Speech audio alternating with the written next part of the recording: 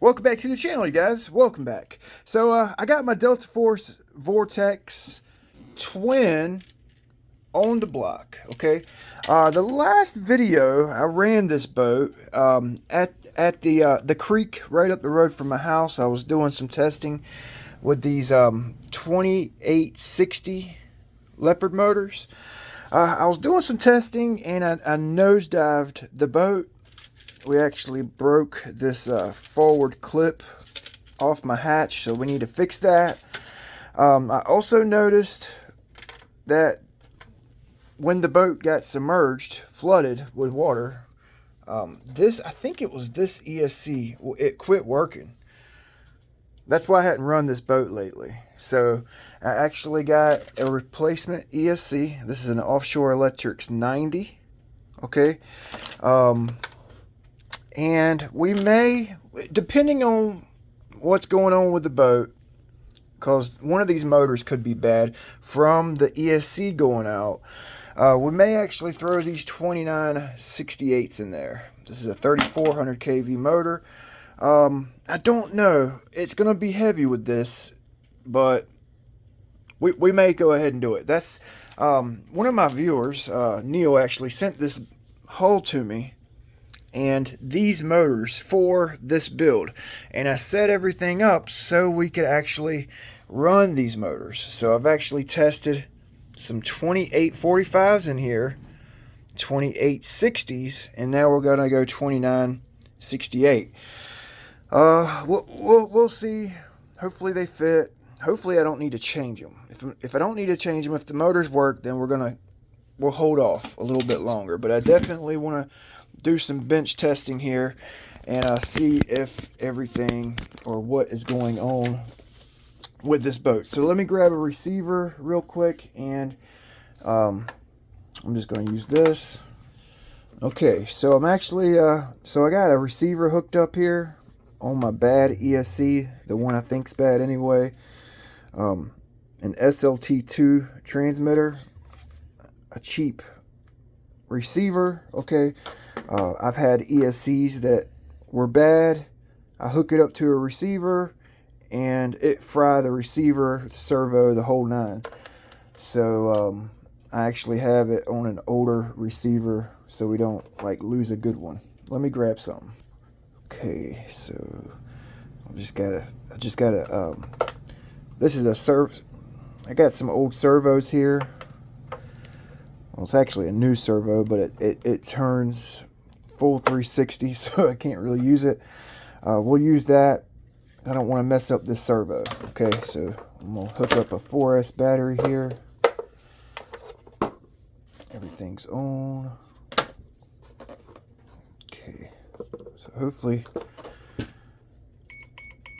oh, it might work for us. It might have had time to dry off.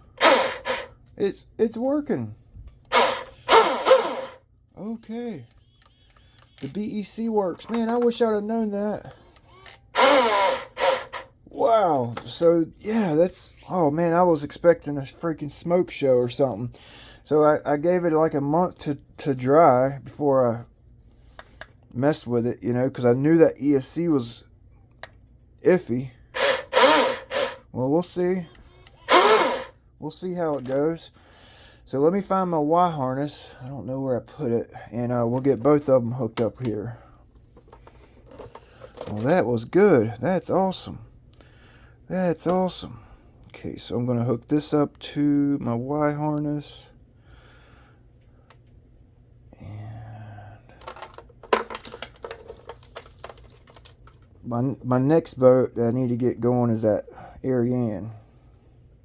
I've been trying to get some of my favorite boats that are not currently working going here lately. You know, you take them out, something little happens, you put them on a shelf, you kind of forget about it, you know. So let's get this hooked up.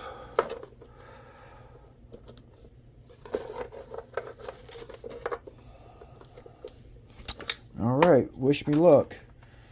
It could have been this ESC over here. I'm pretty sure it was this one, but I could have been wrong. So Okay. It's good to go, man. I bought an ESC for nothing. I can use this. I actually need it for, I actually need that. So, yeah, okay. So we're going to take this thing out. Okay, so I need to grease it up. All right. Yeah, okay. So let's make sure the servo's working. Oh, that's awesome. Yeah, it wasn't working. I had rinsed the boat out, you know, I oiled my motors and everything. I put dielectric grease on all my connections, and I let it dry, and hell, it's working. Let's go, boy. Let's go. All right. Man, I wasn't sure how this video was going to go. I just didn't know, like, if the ESC was going to work or not. So I've actually had it plugged in here for about 5 minutes now. I'll blip the throttle every now and then, kind of make sure everything's working, monitoring the ESCs while they're plugged in. Man, I was kind of wanting to put this motor in here. They're big motors. They're big motors. Borderline psychotic setup. You know? It's already kind of a psychotic setup with the 2860s. This is just, whoa, like when RC boat guys lose their mind type stuff right here.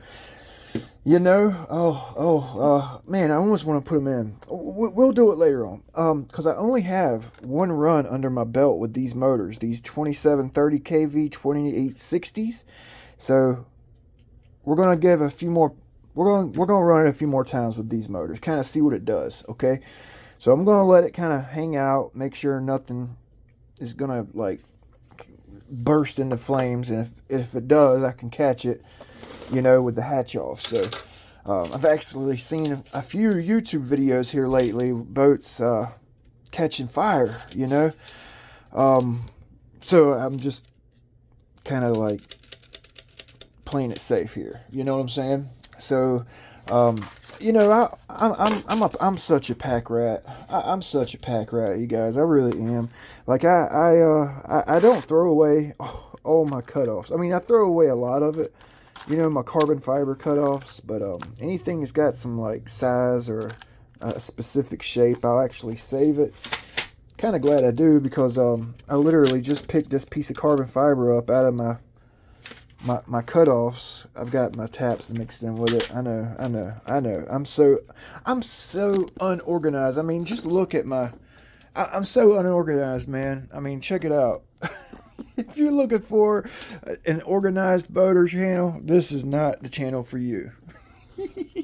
But I just picked this piece of carbon fiber up, and it actually fits. I mean, I haven't even sanded it. It fits in there perfect.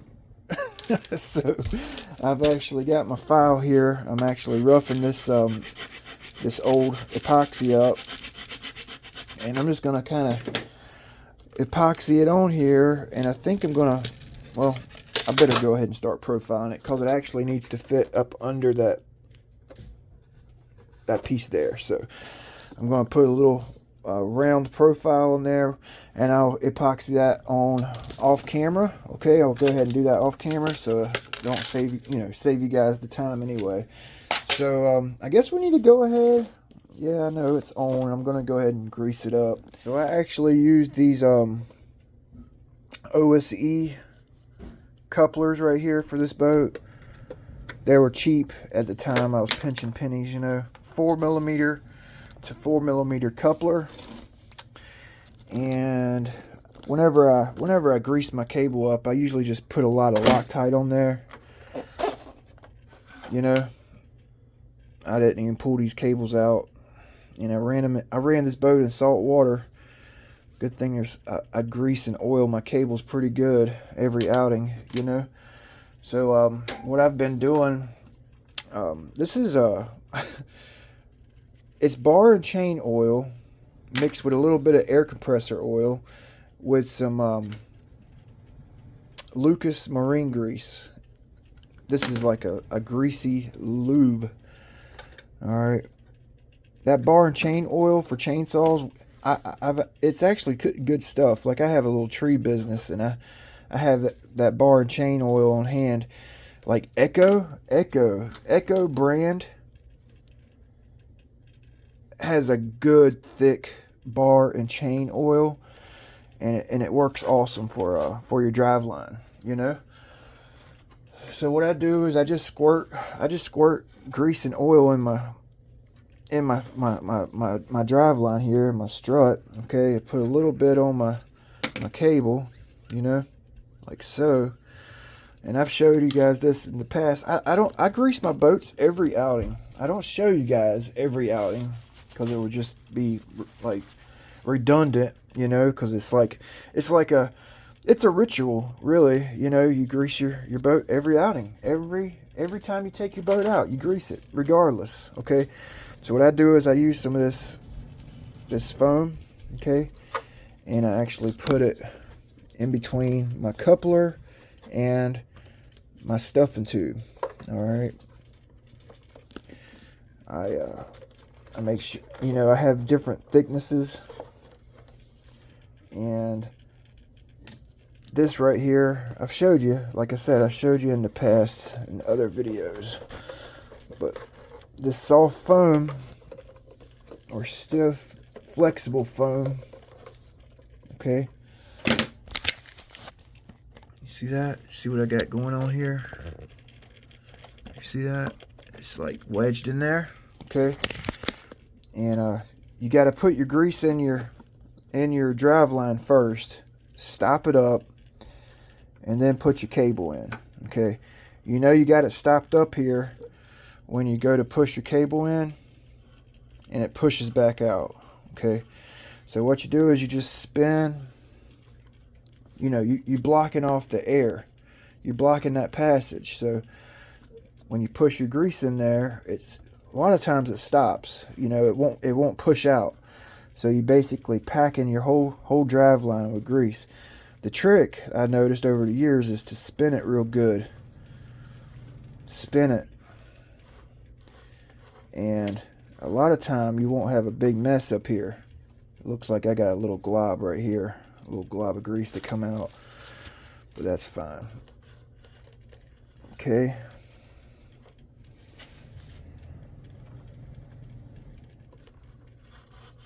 Oh yeah. Oh, that's perfect.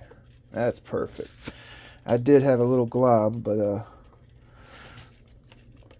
I can hear it. You can feel it in there. That's perfect, man. So I'm going to go ahead and push this up onto my coupler. I don't think I notch these. Sometimes I notch them. Yeah, I didn't notch them. I just have the end of my cable soldered. You know, it's not notched or anything fancy. See how oiled that is? That grease oil. A little grease oil. A little bit of grease. And do the same thing over here.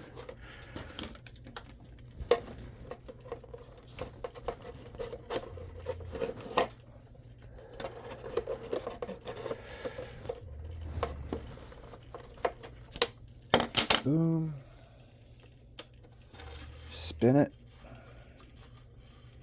Yep, it's blocked off because it's pushing my cable out. Alright, so I'm going to spin this one the other way, because these cables are like a screw, right? So you spin it the way it would screw the cable into the stuff too, like it's screwing in, you know?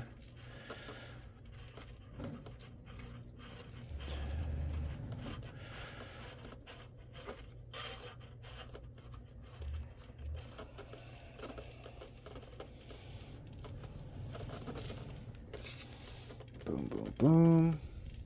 Sorry about the camera angle. I'm not really focused on camera angles today. I'm just doing some maintenance on my boat. Alright, because I want to take this one, and I want to take all three of my hydroplanes out next time out. Possibly. We'll see. Alright, so I got those greased up.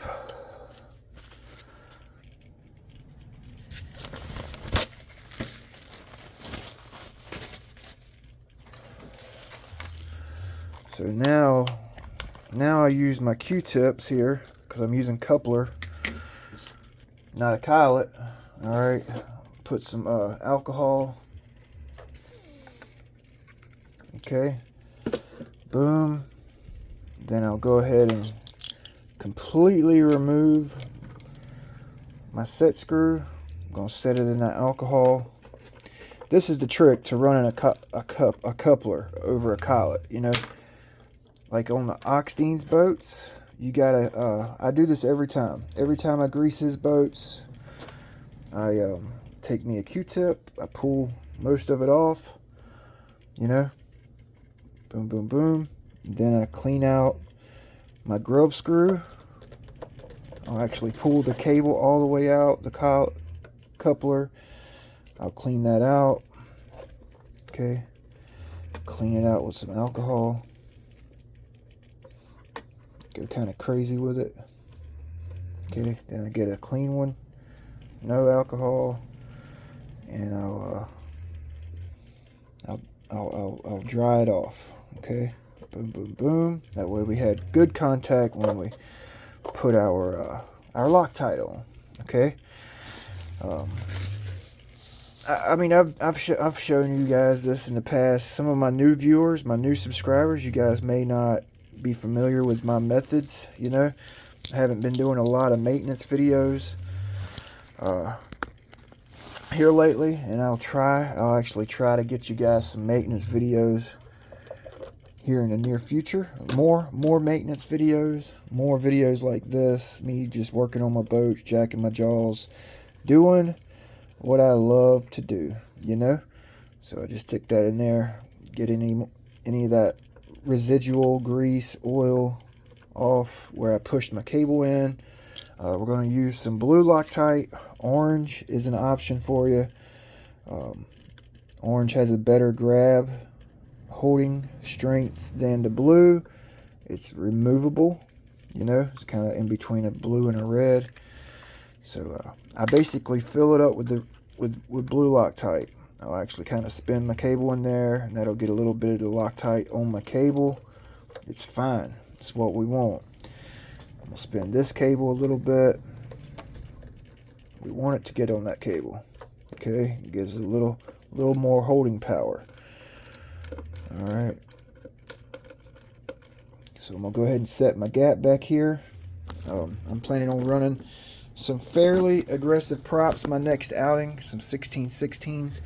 So I'm actually gonna set my gap a little more than I normally would. Okay, so we actually have this Teflon liner, or Teflon washer, excuse me, thrust washer. Okay, but I'm gonna leave a little bit more gap. So with the larger props, we'll get a little more cable shrinkage, you know. So trying to think ahead, you know. Get this thing good and tight, not too tight where I strip anything out, but get her good and tight. Get everything nice and clean so we get a good tight bond with that LOC-TITE. Could use some more on this one.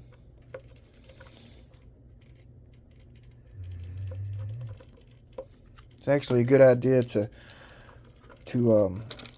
change out your grub screws every now and then, you know, because they do get old and wore out. Check my gap before I tighten it down. Okay, so this is something I do a lot too. If I'm trying to get something tight, you know, like these couplers, you don't want to hit it too hard, but you know, like an impact wrench,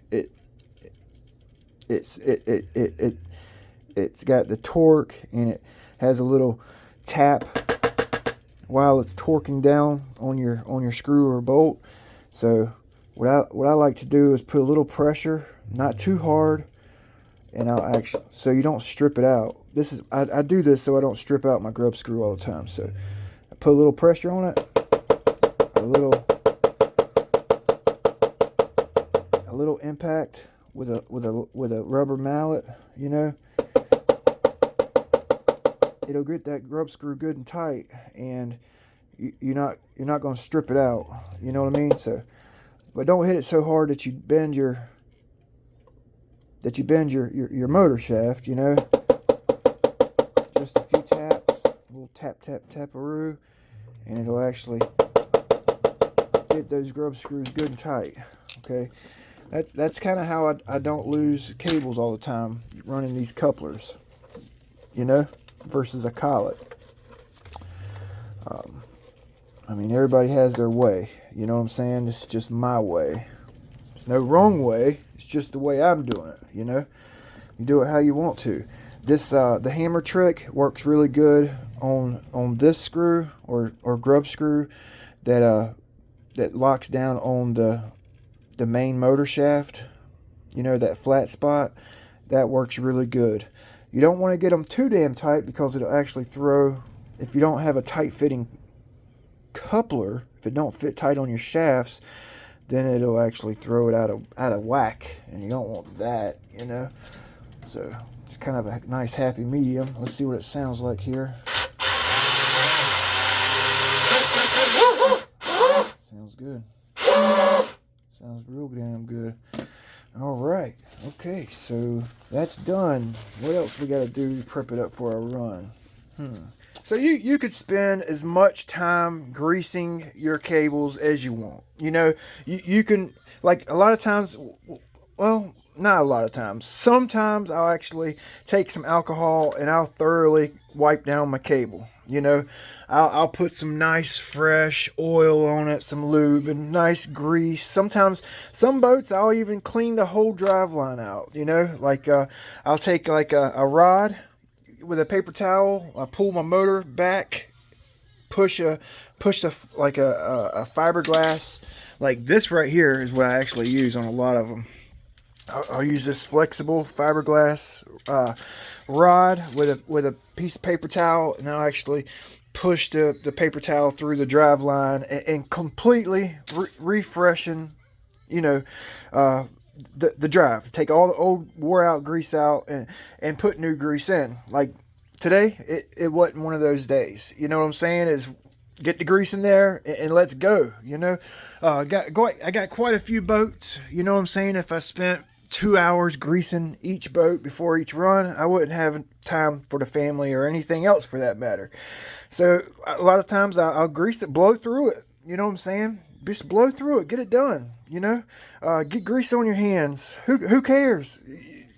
Keep you some paper towels and some alcohol around. Clean your hands up. You're good to go. You know what I'm saying? So I got my hatch lock on, got it taped off so I don't mess up my hatch, and it's epoxied. I used some 15-minute Bob Smith with some fiberglass hairs. You know, got it prepped up real good. So this boat, she's ready to go. I hope, fingers crossed. Like I said, when I come home, I had rinsed it out, lubed everything, dielectric grease on all my connections. I took some on the ESC. I'm pretty sure it was this one. On this ESC, I actually used some Corrosion X. Like I put some Corrosion X in a like a little cup, you know, and I just dropped Corrosion X where all these wires go into the ESC.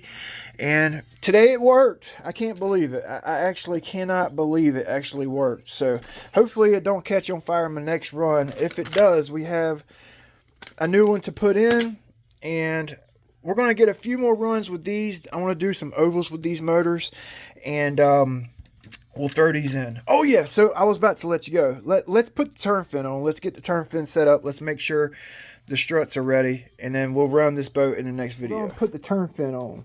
So I've been actually running my turn fin on the outside of this mount. I wonder if I can run it on the inside. So running on the inside versus the outside, it actually gives you some adjustability there. It gives you some adjustability. So check it out. So running it on the outside, see how far I have it? It's almost on this outboard non-trip ride pad here. You guys see that? It's on the outside of my step. So if I were to actually switch it over to the inside, it'll bring it a little bit closer to center, closer to the step on my rod pad here. So like I said, I've been running it here. I think we're going to try it here. I just realized I'm able to do that on this boat. So yeah, let's do that. Let's do that. We're going to run on the inside. Okay, so that whenever that scoops up water, it's really going to scoop it up nice. You're going to have like a nice freaking sheet of water flying off the turn fin. If you can run your fin on the inside of your bracket, you know, it's uninterrupted water flying off this fin. So I actually also just noticed this is one major downfall running in brackish water. My props, I can never keep a perfectly polished prop, you know. Running in fresh waters or hard water is bad enough, but look what that brackish water does to my brass. You know what I'm saying? So I actually use this Never Dull. Okay, I use Never Dull. All right, and it works wonders for brass. Look at that. I want you to look. Never Dull, man. I use it on my rudders. I use it on my props. Sometimes it will take weight off your prop because it's actually pretty aggressive. But look at that compared to the other one. I mean, that quick. It's magic right before your eyes, you know. Check it out.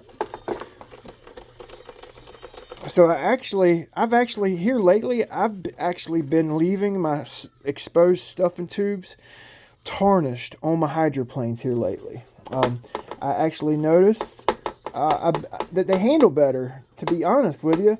Isn't that weird? It's tarnished, so it's like kind of a rough.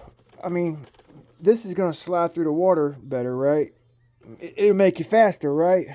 But when they're slightly tarnished, they tend to lift a little bit more. I've noticed that.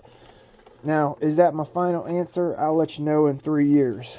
Type deal. You know what I'm saying? That's just what I've noticed since I've actually started noticing or testing my theory, you know. On my UL-19, I got my fastest runs ever. Scribing marks, diagonal marks into my stuffing tube. Diagonal marks. And I thought about the rotation of my prop when I put that scribe mark on there. My fastest runs to date come from a scarred up, scribed, tarnished stuffing tube. Believe it or not. Alright, so yeah. Yep. My never ending battle with tarnish. Never ending. Man, that's night and day right there, boys. It's night and day, son. And I rinse this off with fresh water. Ain't that something? You never even know it, right? So I'm going to go ahead and get this turn fin on. You guys really ain't going to be able to see me. I'm just going to put a couple screws in it. Ain't like you're going to be missing nothing. And then we'll set it on a flat top and tune it. Basically neutral. If anything, it's got some down. So we're going to run that. My struts, getting these struts set up on this boat, it's tough, man. It's tough getting the height right. Getting the angles matched up, it's tough, you know, so the boat don't teeter. I actually got them close. I'm actually going to put a second screw in here. I think I am, because that one screw, it don't hold them perfect. So I'm gonna put a screw in the top and the bottom hole here. I noticed that it in a hard crash, it'll break it loose. So I've actually found using paper under these struts right here actually helps out a lot. So check it out. So if you could slide the paper under and it don't go all the way through, you know you got them neutral, flat basically, right? So also if one could be higher than the other, it could be flat, but one could be higher, and the paper will go under the higher strut. I also use it for setting the angle. You know, like see this one? It actually has a little bit of down. Okay. This one, it does not. It's basically perfectly flat. Okay, so I actually need to take this screw out, put the 2 screws in there, and then I'm going to make sure I get them perfectly flat. But that paper trick works real good setting up a hydroplane. Like I mentioned earlier, everybody has their own way of tuning a boat. You know, a lot of guys use setup boards, level boxes. They actually come in handy when you're setting up a hydroplane. You know, a lot of times the top of this strut bar right here is the same angle as the bottom of your strut, so you can basically set your level box on the top of that bar right there, and it'll tell you where it's at. Everybody has their own way. I actually like this Mad Lizard ride height gauge. Okay, I actually love this tool. I do. I've actually made a couple of custom measurements. I actually want to add a little block right here, like a piece of like a couple pieces of balsa, you know, here, and then another one on top, make it a little bit taller for a couple of my boats. But what I like to do when I get my ride height, so that I'm not working blind, so I have a reference at least, you know, I'll take a measuring tool of some kind. Adjustable rulers work for this as well. You could take your adjustable ruler, put it on the back of your ride pad, right? Put it on the back of your ride pad, and that will tell you how high the back of the tunnel needs to be for a level tunnel. Now, you got to remember, with a single motor hydroplane, the strut's not going to be riding on the bottom. It's going to be submerged. It's going to be in and out the water. So, like on this boat right here, this is a 4mm flex cable. 4mm flex cable.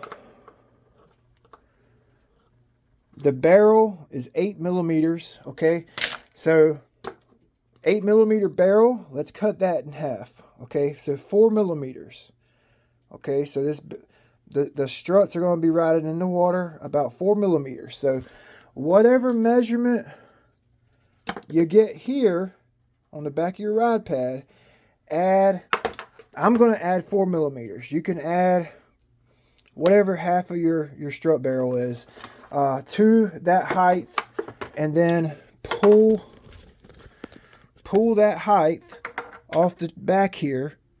Okay, your ride pad height, and then add the 4mm, and then that's your ride height, right? That way you have a level tunnel with your hydroplane. Okay, so what I do, like I said, I'll get my height, which is that custom mark right there. Okay, that second mark. Okay, with this boat right here, it's the second mark. I'm going to go up 2mm. Okay, so it's this, it fell on this mark, so I'm going to go up, really I need to go up 3. I'm going to go up 4. Really I need to go up 4, which is why I have this marked. Okay, that will actually give me a level tunnel. Now you can also a level tunnel while running the boat. So if I'm looking for a level tunnel while it's on the setup board, I would actually go to my second mark, which is the same mark for our sponson. That second mark there, right? So I don't think I'm going to go up 4 this time. That's what I ran it at last time. I think I'm going to go up 2mm. Okay, because this is a twin, and it's got a couple props back here, and that's a lot more lift than a single, you know. So I'm going to go ahead, basically set this in the middle of my boat here, middle of my tunnel. It basically just like props the back of my boat up, gives me something to work on. So when I set one strut, I go to set the other strut, I won't lose my adjustment on this one. It just kind of gives me something to set my boat on. So I'm going to go ahead and do this. I told you how I do it. Hopefully you guys were stepping in what I was putting out. But I'm going to get them dead nuts flat. I'll show you and I'll let you go. This video is stupid long. So I just got both of my struts set up perfect. The angles are freaking like 0.5 of each other. You know what I'm saying? Like perfect, right? And I do the paper test. Don't go under, right? I go over here. Weep. So I need to go back to the drawing board. Oh man. 0, 5.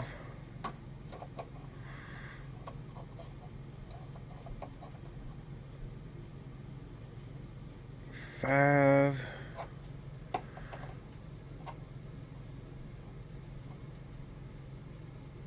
5. 0, 5. Yep, it's on 5. Now let's do the paper test. Make sure they're the right height. Oh, that side looking good. Oh yeah, we're money, baby. We're money, baby. So let's check this guy here out real quick. Okay, so because I repositioned these, so now I need to actually redo my fin.